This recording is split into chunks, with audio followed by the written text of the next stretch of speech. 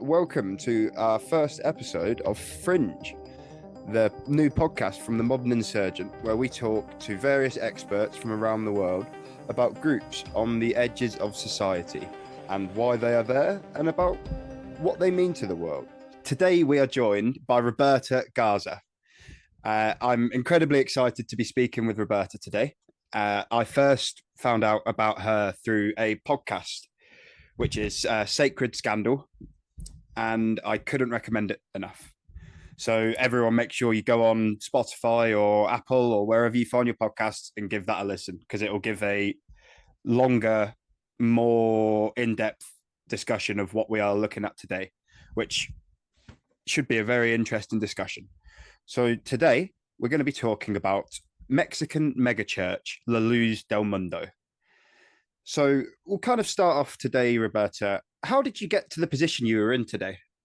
Well, you'll have to be more specific, but I guess regarding the church, right? Yeah. Well, it started a long time ago because I was a journalist in Mexico at the time, and the governor of my home state flew all the way to Guadalajara, where the church's, let's say, flagship community is located, to attend the church's main feast, which is called the Santa Cena, or it could be translated as sacred dinner or holy dinner. And it basically is a feast they invented to celebrate what they call their apostle of God, which is like their leader, like their pastor, their main pastor. And it's 3 generations of pastors. The church was founded in 1926. They all belong to the same family. It was passed from the founder to his son and then to his grandson. And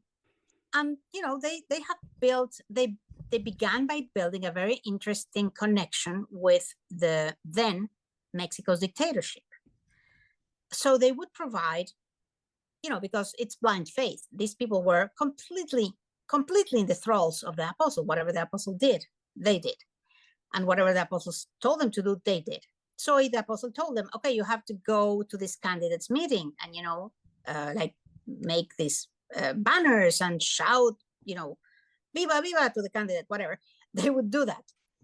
And in exchange, of course, votes when that counted, because the dictatorship, not so much, but popular support or the appearance of popular support was important to the dictatorship. So they were important in that sense. They had that in their pocket. There was a lot of people at their service, first just in the city of Guadalajara, which is a major Mexican city, and then throughout the country, and now throughout the world. But let's talk about Mexican politics, because that's where the city is. So that's what they do. They'd send people to support a candidate or another candidate, and in exchange, they would get basically free reign to, buildings would never have any inspectors sent to them, or, they would let them do whatever they wanted. And they were indeed, to the outside, a very orderly, as cults often are. The people didn't drink, the people were orderly, they were incredibly hardworking people, that kind of thing. So they prospered, definitely they prospered. And they got enmeshed with the powers that be, and they knew how to handle that really well. So when the governor, to go back to the beginning, when the governor of my home state flew all the way to Guadalajara, which is like 1,000 kilometers away, like an hour, 1 hour and a half by plane, just to kiss the ring of the Joaquins, of this guy, of this apostle of God. Why is he doing that? Oh, he wants to be president. He hadn't tossed his hat in the ring yet, but he was gonna soon. But I gathered if he's doing this, it's because he wants to be president. What do the people from a northern state of the country care about these people down south? Nothing. So why is he doing this? Because he wants to be president. That was my research, and that was my, the article I wrote. That was all about that.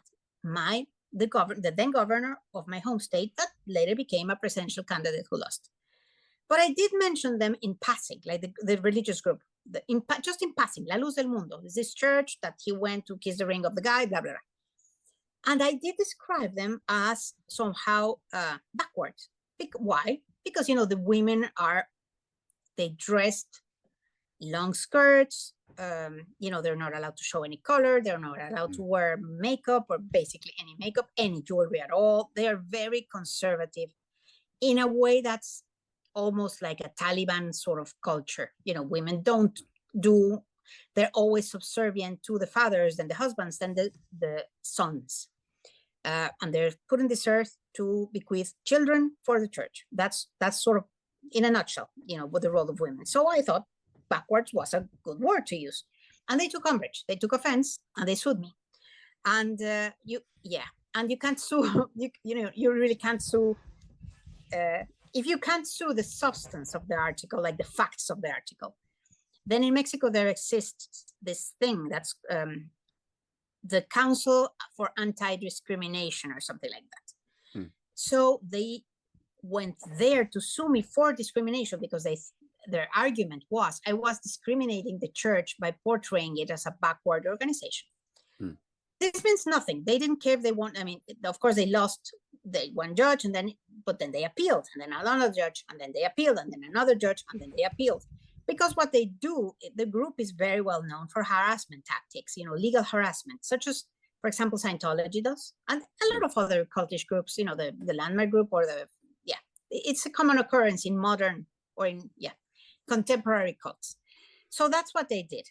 It thankfully stopped when the last apostle of God, meaning the grandson, was arrested in Los Angeles. And then the crap hit the fan and they were exposed. But I had been sort of like looking into them and why are they doing this? And it just sounded so ridiculous to me that because of a passing sentence, that really wasn't that terrible. They took so much umbrage. Who does that? Of course, high control groups do that. Why do they do that? Because they have a whole lot of darkness behind them. If not, they wouldn't react this strongly. And I know that because my antennae are like huge because I was raised in one of them. So I knew there was something wrong. So I began nitpicking and here and there and looking for this and looking for that. And I just kept it all in a folder because, that was it. I didn't know what was really happening. There had been reports, I must say, there had been accusations, not reports, of a couple of people. Some of them I do interview in the podcast and their stories by now, if you listen to it. A couple of people that in 1997, they dared come forward. The dictatorship was still very strong, so they were basically crushed. One of them was, he was left for dead. He was knifed 60 times, kidnapped and then knifed 60 times, left for dead, blah, blah, blah. He went to the United States. Now he's under asylum program. But that happened. And in Mexico, nothing happened. It just got crushed. If you go and look for if you go to the, how do you call them, the Attorney General's office and, okay, give me the copy of the case or, transparency mechanisms, give me a couple, they would say, oh, no, that's been lost. There's nothing. No, we have nothing. There's nothing. That never happened. But that was all the reports that had been, and what I thought at the time is, okay, maybe that happened with that apostle who's now dead, with the second one who's now dead.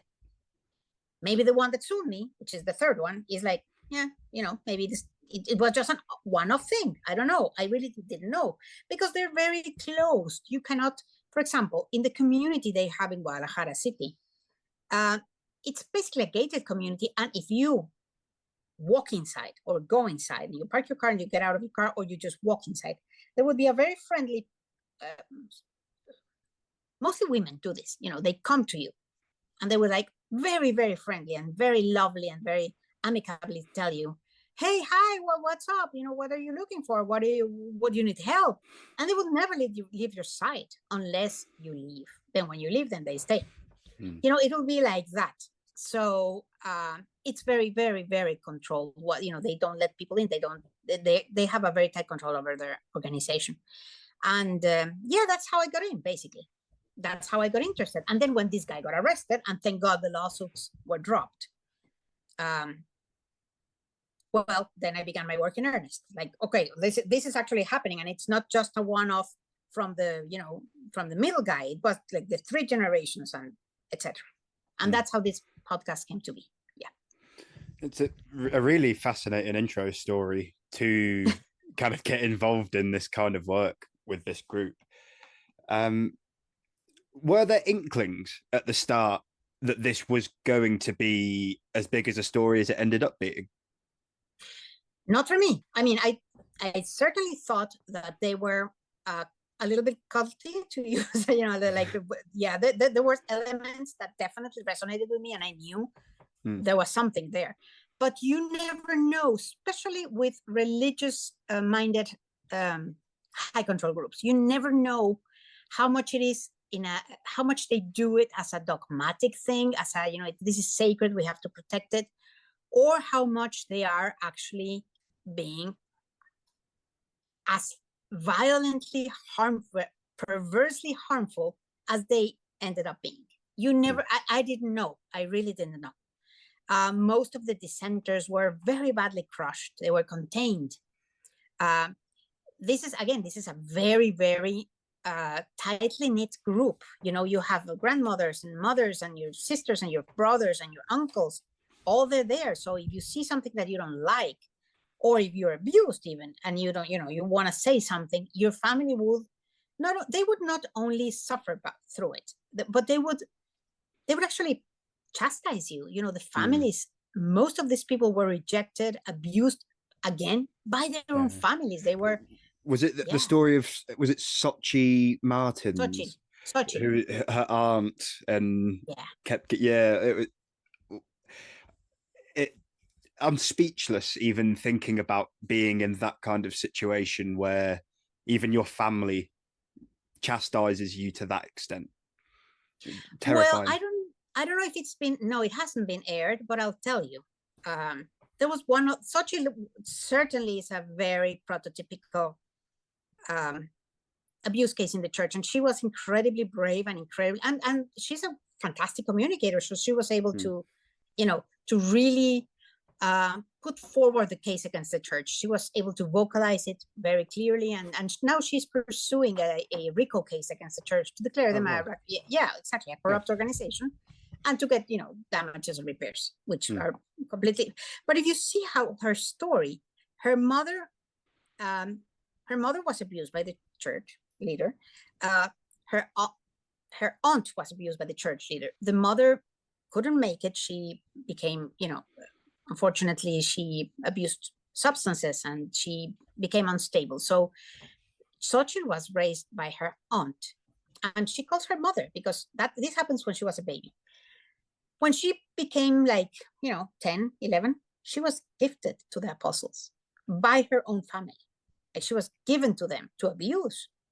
And that happened, and that's what she knew. But they were indoctrinated. Okay, you must think, this didn't happen with everyone in the church, but it did happen to a substantial amount of people in the church, and they were called the unconditionals, which is like the very hardcore followers of the Joaquin family sect cult.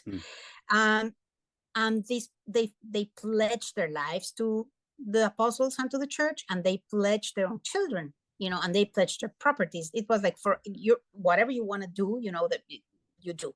So they gifted, it was normal if they had children, if they had little girls which were good looking or whatever, it was very, very common. Like, it was expected to be, for these children to be gifted to the apostles for their pleasure. And Xochitl was not an exception, and she was able to shake out of it miraculously. I mean, it was really a tremendous struggle for her, and she came through. But of course, she suffers. She's suffering right now, and of course, the whole family rejected her. But there's another case that was particularly hard for me to investigate and to do, because Xochitl came through. I mean, she's suffering and she's hurt. Of course, well, it will be incredibly if anyone survived that unscathed. But these women, I'm not going to tell you the whole thing, but her father was a guard, because they had armed guards, vigilantes. They had normal policemen in the neighborhood, but they also had like a special guard, which they called the guard of Jericho. And that was like to guard the apostles. And those were all hardcore believers. And the father of this girl, who was also abused, of course, throughout in the church, was a member of this guard. He was armed, he carried guns. And when she, decided to speak, and she was silenced many, many times over. She, when the abuse started in middle, then she married and she got terrible breakdowns, and, she was silenced throughout. But when she decided to speak, which is this time I'm telling you about in 1997, when this group of people came forward and they were completely crushed by the state, by the Mexican state, and also by the church, the father said publicly that he wouldn't have any problem, any doubt, if he needed to put a bullet between her, his daughter's head. And what do you do with people like that? How do you handle this? I mean, it's terrible to hear. It turns the stomach of people that have no experience in the church whatsoever, that we might live, you live in London, we live in Paris, I live in New York, whatever. We're very far from that. And it shocks us. Imagine if you're that woman, and your father tells you that. What do you do with yourself? How do you come out of it? You don't. It's so impossible to even put yourself in that situation. I think it's right. It's just shocking to hear. Yeah, exactly. I think it's one of the worst groups that I've ever encountered. And what's most astounding for me? They were founded in 1926 and the abuse started since then. The founder of the church abused, the founder of the church, his father was a widower, and he married a younger woman that arrived to the family already with a young child, with a young girl from another relationship. And then the father passed away. So the son from the father's first marriage, which is meaning the founder of the church, the apostle of God at that time, took care of his stepmother and stepsister. Well, the stepsister was 11 and he began raping her, under his care, under his house. And then she had a child around 13, 14, whatever. And people knew about that. But you must understand, this is the 30s and 40s. It was not that terribly unusual in Mexico for that to happen. Yeah. And, in Mexico, not all over the world, but that sort of happened, especially in rural Mexico. So that was it. But anyway, with the second apostle, when this guy passed away and then his son took over, the son is called Samuel. He was an incredibly modern mind. Institutionally, he modernized the institution. It wasn't anymore a local church at the service of one man. It was, he thought big. Let's go for the world. And this was a migrant church. This church had been founded. The father was stationed in the north of the founder. His name is Aaron. He was stationed in the north of the country during the Mexican Revolution. So he had contact with this was the 20s, with a lot of migrant pastors that came from the United States, from one of those waves of evangelic revivals in the US that happened at the turn of that century. And these people came into Mexico to try to, evangelize and to spread the word and whatever. So this Aaron, the founder of the church, by that time he was known by his birth name of Eusebio, but of course he baptized himself, blah, blah, blah. You know the drill. So he became Aaron when he was in the north of the country, and then he went back to his hometown of Guadalajara, or his roots in Guadalajara. And, but why was I telling you all this? Oh, yes, that happened since the 20s. Then the son Samuel institutionalized the church. It became big in the United States and in Mexico. And then it went, I don't know if you're familiar with El Salvador's president, Nayib Bukele. Nayib Bukele praised the third apostle of God and gave him the title of Salvador's, favorite son and things like that. So it's not like this is a little tiny church from the blah, blah, blah, but it's still nobody knew about them. How come nobody knew about them? I mean, it's beginning to come out. I have my podcast. HBO did a special. It's a big Netflix show. It's coming soon, or I think it's coming soon. So it's like sort of now we're getting to know these people, but they were there since the 20s. And the progression of abuse and violations and again, violence and perversions of these people became worse and worse with each iteration of apostles. And nobody had them under the radar. Nobody. They were like complete, they just slipped through the cracks. It's incredible. I don't know how that happened. Maybe because mostly their constituents are poor people from Latin origins, mostly. So nobody cared about them, I don't know. I really don't know. I don't have an answer. I don't know. It does astound me that it took so much to happen Yeah, for the story to get out, in especially in like today's day and age, how it yeah, could go on for decades and no one do anything about it. yes, It's absolutely. terrifying to me. Um, Yes. so that kind of leads me on to the next question. Nasson, he seemed like a particularly bad person Yeah. from whether it's birth or whether it's very young. He seemed like as soon as he got any kind of power, he was going to kick it into overdrive and abuse it. Yeah. How do you think he ended up like that? Yes, I have an explanation for that. We are at the third apostle line, right? This is the third one. Nason is the third one. It was the founder was Aaron, then the son was Samuel, and then the grandson is Nason. He came into power in 2014 when his father died. But you must think of this. Aaron founded the church. He started from nothing. He was a minority, uh, evangelical religions, Protestant, Lutheran, whatever denomination you want that's not Catholic in Mexico is like completely marginal, or it wasn't until La Luz del Mundo. So it was completely marginal. He had to struggle. He had to fight. The neighbors were very hostile against him. The people in the city were very hostile against him until he became, until he sort of built this neighborhood just for his people. It's enclosed and they were only believers in the whole neighborhood. And then they had the backing of the dictatorship, blah, blah, blah. So that's how they sort of protected themselves and they became big. But you must understand, he had to struggle and he had to like fight against the currents of society, of culture, to become something. And then the son, Samuel, was born into that, and he saw his father struggle. He had to struggle himself. He had to struggle to build the church, and that was it. And then a son, when he was born, he was already the prince. He was a princeling. And they're called that. They're the royal family for their believers. They're referred to royal princes and royal family. So because they're like gods, like King David. Well, they're like king, really, they're kings of heaven, sort of like that kind of imaginary, if you can think of it.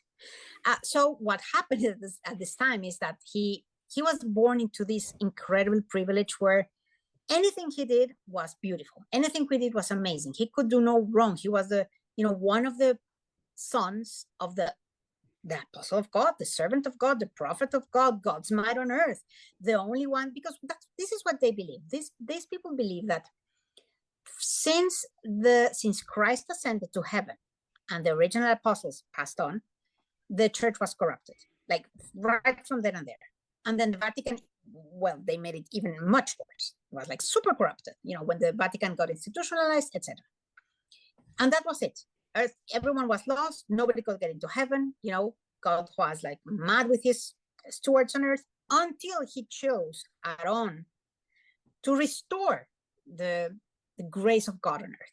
So if these people were put into earth to sort of restore God's kingdom on earth, and they are the representatives of God on earth. So you must understand, when this guy was born, they were already big, they were already consolidated, they already had churches all over the world, they had a huge presence in the United States, they had an incredible amount of cash flow, unaccounted of the books, etc. So when he was born, he was already born into this incredible privilege where everyone, if he wanted something, he would get it, and nobody would ask questions. Whatever he wanted, he would get. No questions asked. The God is asking it for you, and he is one of the heirs of the apostle. So that was it. Samuel still had to struggle for his worth, and he really had to struggle, because you must remember also this. They were the founder, Aaron, was the apostle of God, but it was not a family dynasty at that point. Nobody knew what would happen. I mean, he would die, and then what? No more apostle of God? Or who would take his place? Maybe there would be someone to steward the church forward, but would he still be the representative of God? Nobody knew. And of course that happened, and there was the son, but again, the son, Samuel, had to struggle to become the apostle of God himself. It was not a given. Nobody knew. Maybe one of the elder pastors was going to be, the heir to his father's church, and he was just going to be the son of the ex-apostle that died. It was very shaky. When a son was born, no, that wasn't, no, it was like, it was very consolidated that someone in his, either he or one of his brothers would become the apostle and would lead the church. So he knew, so the power he had since he was a baby is unfathomable. So again, who's there to check your instinct, your worst instincts, your worst, nobody. So he, especially when there's that level of devotion around Yes. you as well, like it just compounds against each other, I guess. Well, one of the things that I find most perverse about this group is that, they told these women that were, and boys, because some of the people abused were boys, of course, but mostly women. They told most of these women that were being abused in the most horrible ways. They told them that they were blessings, that they were being bestowed blessings and that they should take them. Yeah. So I think that was one of the quotes that stuck with me the most from the podcast that you've done is, I was forced to take my clothes off for the apostle, and just kind of the emotion that was held in that, like this was a good thing, and it was very hard with some of the quotes so far. Yes, I know. And even harder for you actually talking to them. It's terrible. I mean, I have to sort of detox from time to time, so I've taken my time away. And it's been a long haul. I mean, I've been working on this for about a year and a half. And I mean, now it's airing. We're finishing the very last chapters. We're finishing them. But I did interview a lot of the survivors, a lot of the people, the witnesses that were there. And the church denied any, we asked them to speak, but they wouldn't. We got one of them actually for one of the episodes, but he didn't know what was going on. Because the thing is, they are now very much in cahoots with the current Mexican president. So they're again very, very much in favor with the powers that be in Mexico. They never ceased to be, but they sort of stayed more in the fringe, like they were not as coddled as in the beginning of the dictatorship. But this president is sort of he's a very backward thinking guy. He wants to take the country back to the 60s and 70s during the worst time of the dictatorship. So of course the Luz del Mundo stepped in and said, hey, I'm here again. So they started sort of this group political affiliation or political association, really, which is sort of the threshold to found your own political party. And they have said it vocally, like, we are in the service of the president. We are in the service of the president's agenda. So we interviewed one of them when they created this political association. And they gave us quotes about that. But most of the rest of the church declined to speak. But we did get a lot of the people that were involved, both in 97, and we got Sochi, of course, and we got, we could not get the 5 women that banded together to bring, because that's the thing, to bring the church down in the case against the last apostle in California, where he was arrested and he was put on trial, etc.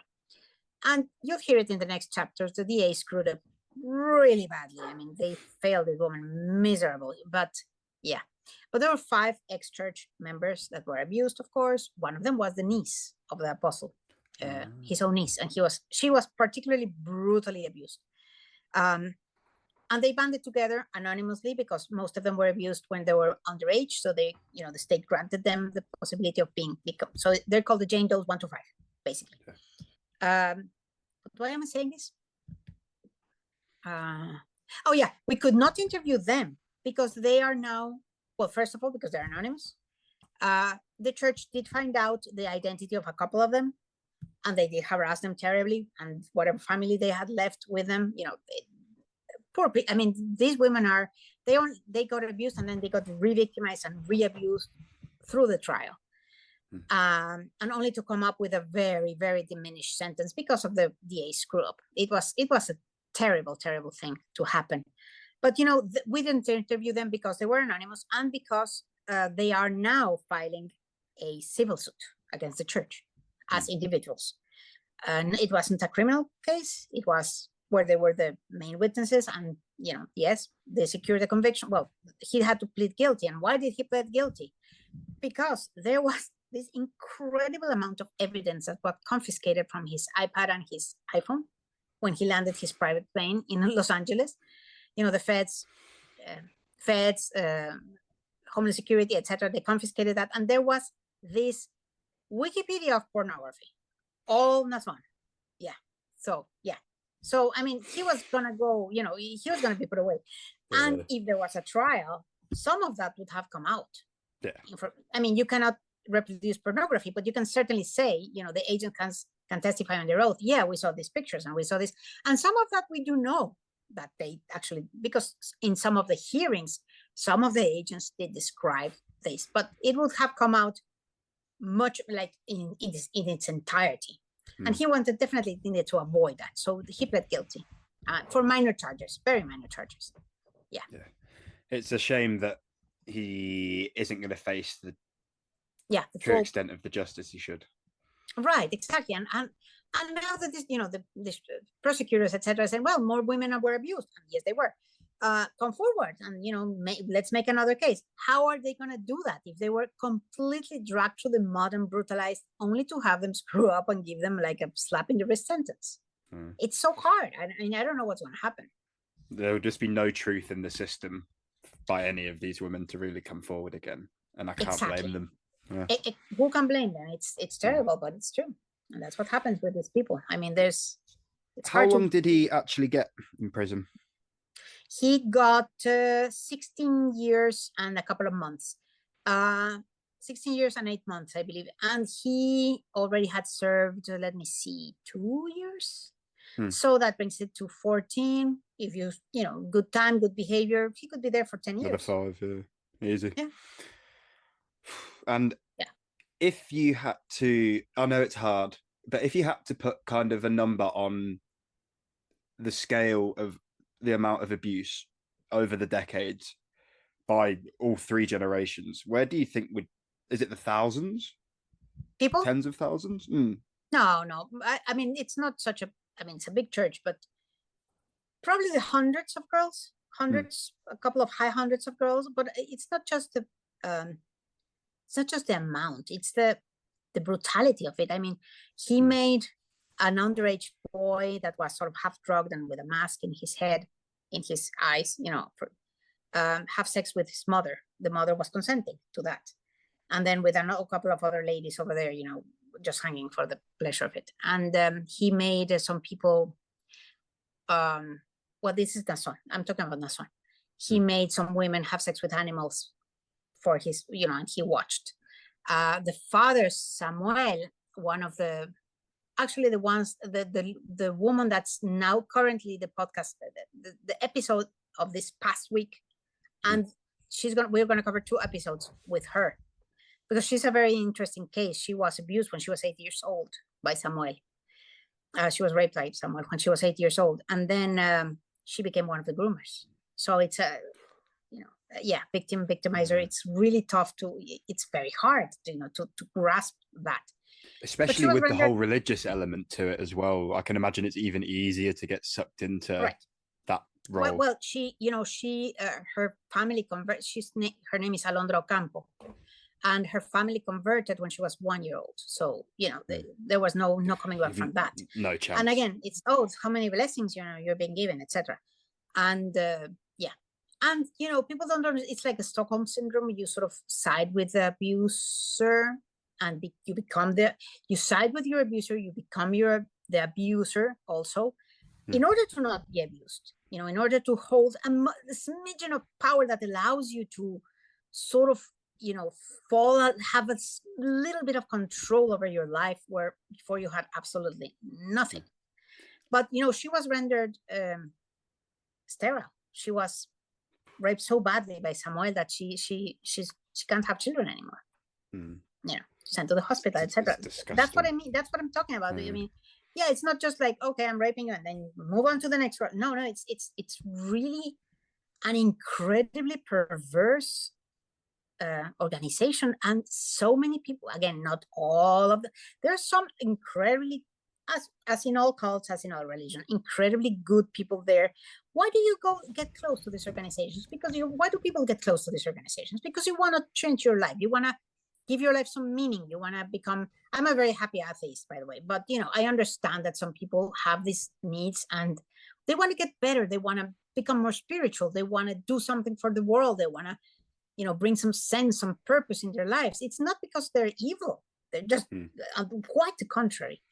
And a lot of the people in La Luz del Mundo are like that. They're very nice, they're wonderful people. But there's this group of unconditionals, again, that were some of them were innocently forced to do stuff that, like, for example, and what I mean by innocent, they were forced to sign over the dues to their houses to the apostle. So, what do? You've gifted the apostle and these are, again, blue collar workers. So what little they have, now it's in the hands of the apostle. What do? How do you, are you going to, if you say something that if you see something that you don't like and you say something, you're going to end up with your maybe 1-year-old kid and your, wife and your more, whatever, on the street. Well, that's what's going to happen. You're going to lose your job because all of them are interconnected. They work together. They have businesses in the neighborhood. So what's going to happen to your family? And these are, again, not bad faith people, but they're caught by the balls, literally. What are you going to do with it? So it's hard.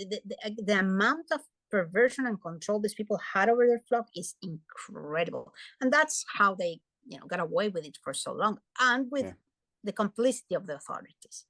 So we've spoken about some of the abhorrent crimes that Nason and Samuel kind of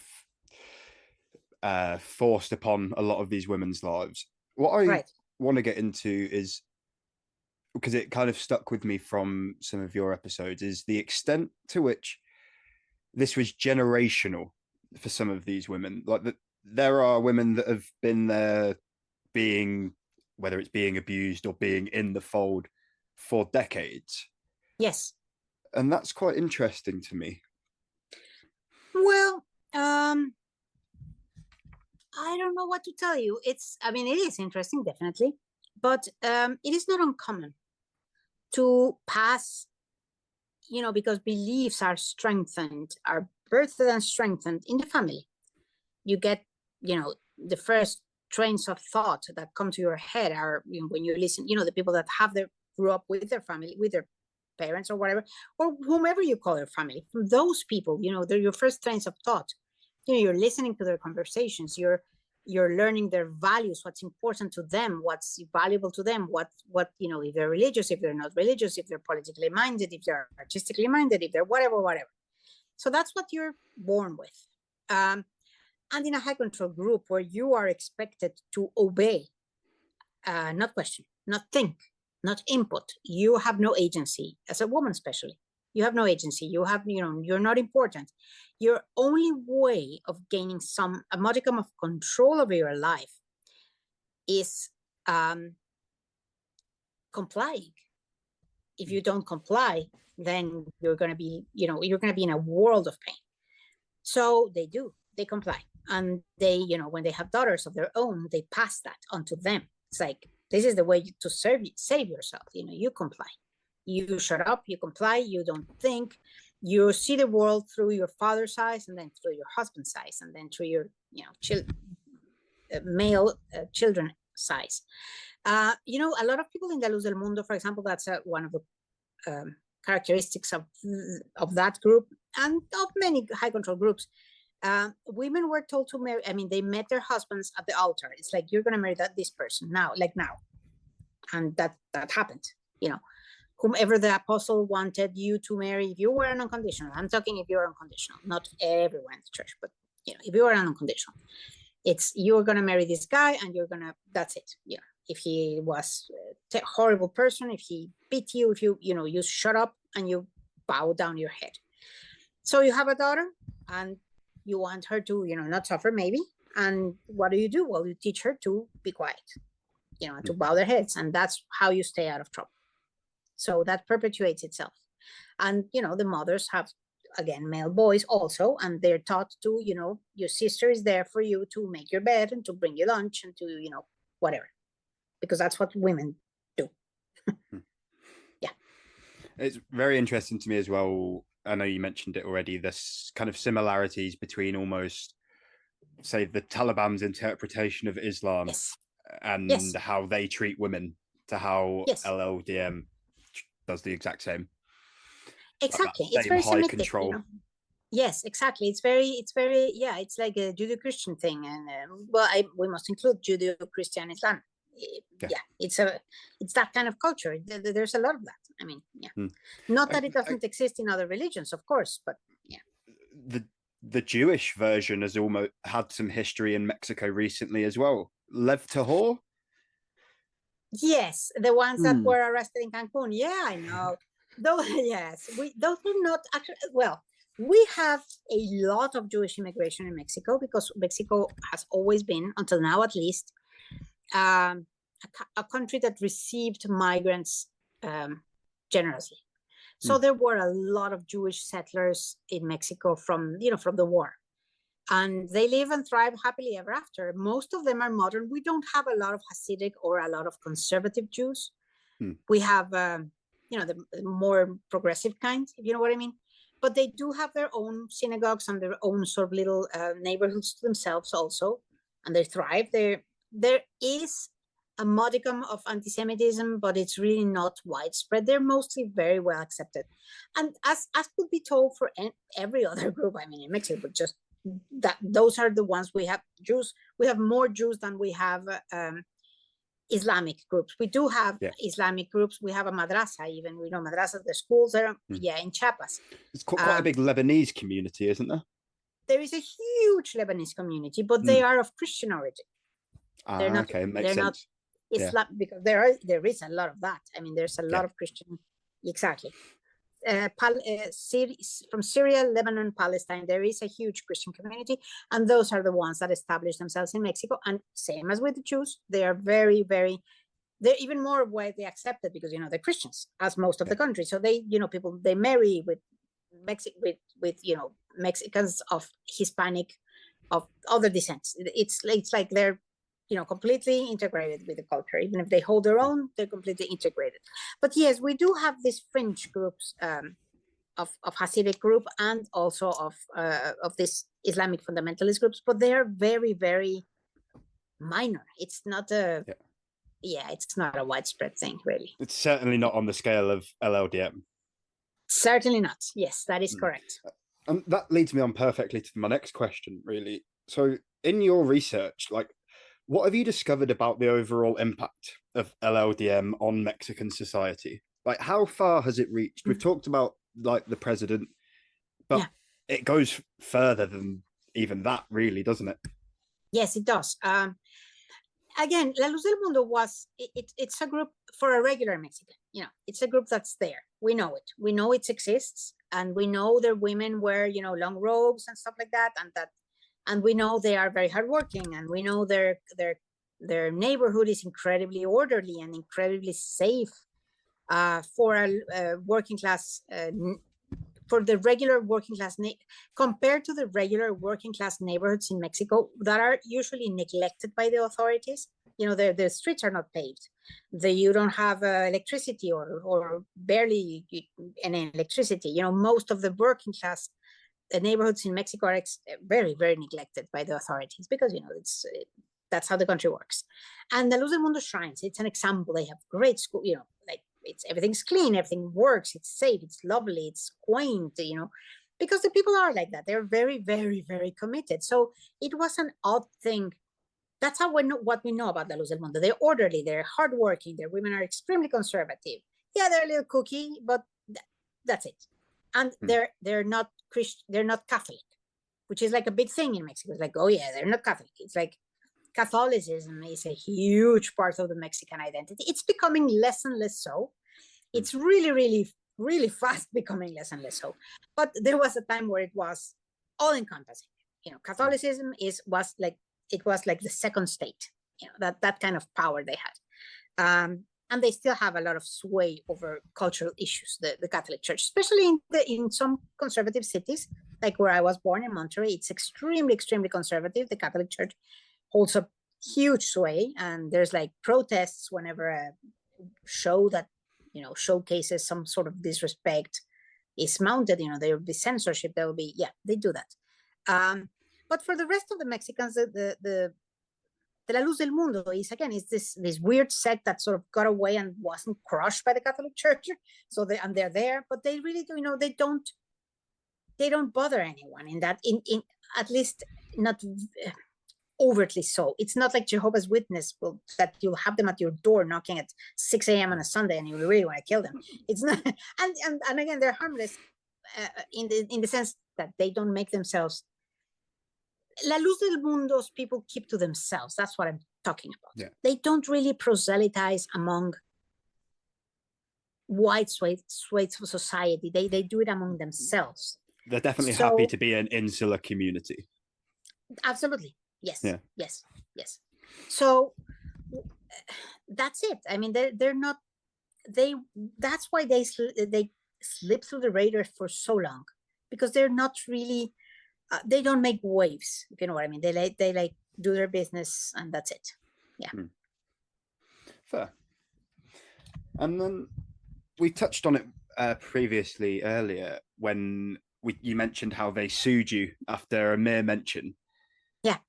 How have they handled further criticism? Because obviously what you've done by this point is more than a mere sentence. Have you faced any more pushback?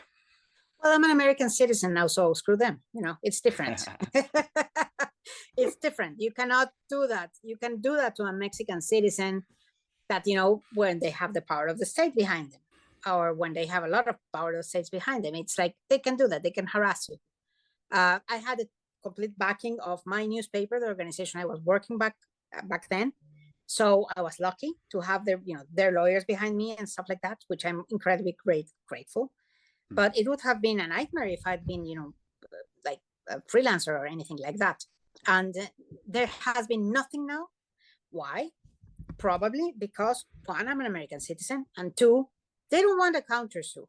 They don't want me to countersue them. They don't want, it's not in their interest. It's like they are not doing that anymore. They're basically dropped all their legal harassment has basically dropped to almost zero.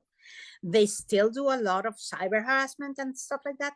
I still get in my Twitter feed, stuff and blah, blah, blah. But who cares? I mean, I wouldn't be doing this if that was an issue. Just ignore it. Power to you. Thank you. Incredible. It's incredible what you've done, like showing a light on this story, because there really wasn't anyone else doing it. So not for the American. Yeah, that's right. Not in English, at least. I mean, not for the. Yeah, that's true. So now you're an expert in LLDM and, say, high control groups. What do you think society should be aware about regarding groups like this? Is there anything people should look out, especially, say, young women or young men that might be dragged into these groups? Yes. It's incredibly, that's probably what vexes me the most and what hurts me the most personally, because once a mind is ensnared by these kind of groups, there's nothing you can do. So when you see that, when you see, let's say, your daughter, your sister, or whatever, your friend, become slowly enmeshed in these groups, people must be on the lookout, for example, for loved ones that suddenly change their hairstyle. They begin not to wear makeup anymore, or to wear, particular kinds of clothing, or when people begin using weird catchphrases that, they only understand with their new friends, and that kind of thing. The thing is, when you try to, when you see that they're falling into an undue influence from a teacher, from a guru, from a yoga teacher, from a whatever, and you try to say something, anything you say in a desperate tone, in a what are you doing tone, it's gonna drive them further away from you and into the group, because those people exploit that. Once you notice, you're too late. They've been working on that person, on whomever you love, they've been working on for months, so they're already half in. And when they begin to see that you become, or the parent or the whatever concerned someone becomes hostile or becomes a little worried or becomes, begins to ask questions, they take it as an aggression because they've been taught to take it as an aggression. It's like, oh yeah, you're such, that this would be like a normal indoctrination practice. You're such a wonderful person. We love you. The group is here for you. And of course, when you first enter these groups, the first contact that people has with these groups is like, everything is stardust and little birds singing, it's so lovely, wonderful, everybody loves you and you're amazing and blah, blah, blah. That's what you get. And they begin telling you, oh yeah, we all love you so much because you're so great. And you would say, for example, yeah, well, but my father is a little hard on me. He wants, me to be the best. But he sometimes is a little, well, that's what they do. They do it for the best intentions, but sometimes that can hurt you. But we have the solutions. You can come to us for so you're half gone. And whenever the other, the family or the loved ones become concerned and say, what are you doing? Why are you spending so many hours with that group and they don't pay you anything? Why are you then? Oh yeah, that's what they told me. You see, they want to hurt me. They want to, they don't want my best interest. They don't want me to be better because I'm getting better with this group. I'm growing so much and they love me so much and they're opposing, so they must be against me and you're screwed. Like there's yeah. So I've the heard only that thing before I with would groups like the Scientologists, where exactly they will improve you as a person yes. in that first kind of honeymoon period. You start to see the growth within yourself, and you're in. And you're in, and you're screwed. That's it. You have the hook in your cheek, and there's no going back. And so what do you do? What I would recommend for people that are, again, you cannot speak directly to the people that are sort of getting enmeshed or because they're at that point they're not rational. Their emotions are beginning to erode, and it's very difficult to pull them out in any way. So I know it's counterintuitive because what you actually want to do if you see someone you love getting into some sort of group like that, you want to take them out and punch them in the face. But you should do exactly the opposite, like remain loving, remain interested, remain caring, because that's the only way that your loved ones will actually think twice. Think twice. And they will always know they have a safe haven in you. If things begin to grow weird, wherever they are, if they know they can come back at you, if you haven't said, you're an idiot, they know they can come back. And you're not going to say, I told you so. Then they do come back. So it's easier for that. But it's counterintuitive. Once that open hostility is there, they don't think you're an option anymore. So yeah, that makes a lot of sense. Yes, exactly. It's counterintuitive, but it's the only thing I would, try to sort of, As soon as you said, once you notice these signs, it's too late. I thought you've got to be proactive. Then it's just looking out for your friends. It's being supportive, loving, just to everyone. You've got to try and, I guess, support people so they don't fall into these vulnerable positions. And that's kind of as good as you can do for anyone. That's right. Exactly. And they're going to purge it eventually. I mean, especially if you're not born into that. Not all, but most people sort of come, if they have a support system, if they have a really loving family, whatever, they mostly purge themselves out of the group and they come through, hopefully less scathed than others. But yeah, they're terribly, high control groups are the scourge of the earth. I mean, and people tends to think they're only religions. No, they're not. They're political groups. They're, self-improvement groups. They're whatever, sports, teams. Even crime syndicates could be classed as similar. Yeah. Drug cartels are like that in Mexico, of course. Yeah, absolutely. Has there been any crossover between cartels and LLDM? We don't know. I had reports of Colombian people in LDM, but I did not include it in the podcast because I wasn't able to corroborate it independently and to know if it's true. But what they say in Colombia is like, for the Santa Cena, for this big celebration they do once a year, they ask their Colombian people to send, like, it's like a tithe, you should send the church, blah, blah. I think it was like 4 kilos of coffee or something like that. And then they would say like, yeah, only 2 kilos arrived in Mexico of coffee. But the whole, I don't know, 100-kilo package would arrive in Mexico, but only of the coffee, only half of it would be delivered. And what happened with the other 50 kilos of what was coming from Colombia to Mexico? What other 50 kilos of what were coming from Colombia to Mexico? Because it was not coffee. So yeah. There's something there, but it's hard to nail down. I have absolutely no proof. I mean, if I did, it would already be in the news. So yeah. But I don't know. Fascinating. I mean, we don't know. Yeah.